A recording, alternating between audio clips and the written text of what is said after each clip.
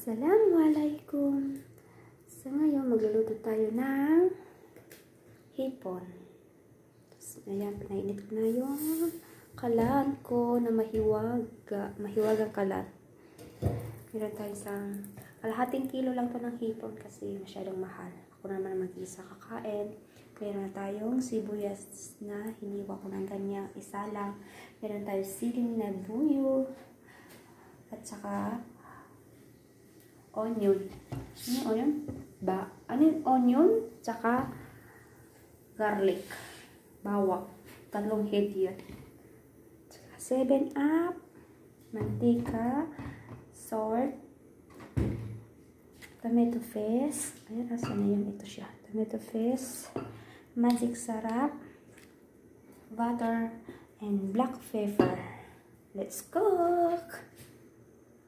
Ayan, mainit na yung kalan. So, maglalagay ko ng konting mantika.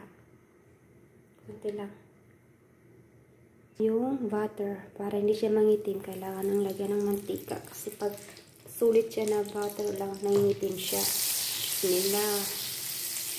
Tatanawin natin, hintayin natin matunaw bago ilagay ang bawang. So, ngayon, tunaw na yung butter natin. Pwede tayo maglagay na bawang. Ito siya. Sunod natin ngayon ang sibuyas na hiniwa ko ng ganyan. So, nahalukay natin. Hintayin natin yung aroma ng sibuyas at yung bawang na lumabas. Ngayon, medyo okay na siya. Sunod natin yung hiniwa natin na kamatis. Luto-luto na yung kamatis na hiniwa natin. Sunod na natin ang tomato paste. Konti lang, tatsya lang. Saka sobrang maasim o maalat. Nagsaluin na. Hintayin ng mga 10 seconds lang para ihalo natin ang hipon. Ngayon, okay na siya. So, sunod natin ang hipon. Bismillah.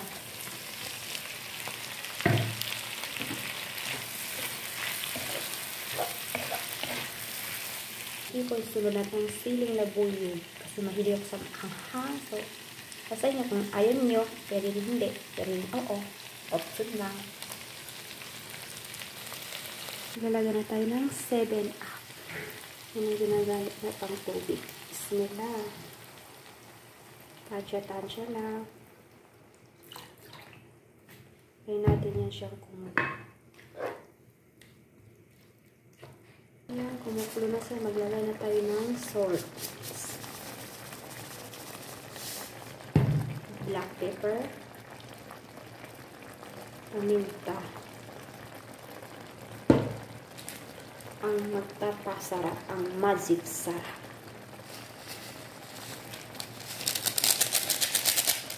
Haluin. Ayan. Ito natin bumaba yung tubig. Pwede na yan. Yummy.